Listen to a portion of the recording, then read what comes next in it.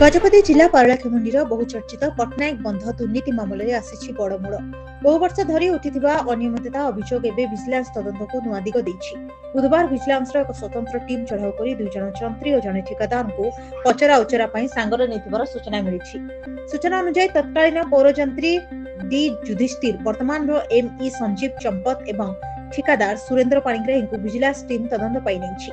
अतिरिक्त विजिलेंस अधीक्षक एल.डी. स्वाईं नेतृत्व में कार्यानुष्ठान चलिथिबार जଣାपड़िछि।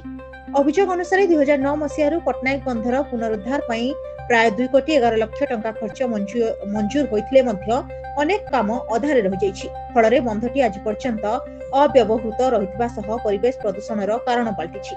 एबे ही तदंत केवल दुर्नीतिर सत्यासत्य उजागर करिब नुहे बरं दोषीଙ୍କ विरोध रे कि पदक्षेप नियाजिब सेथिपई समग्र जिल्लार नजर रहिछि।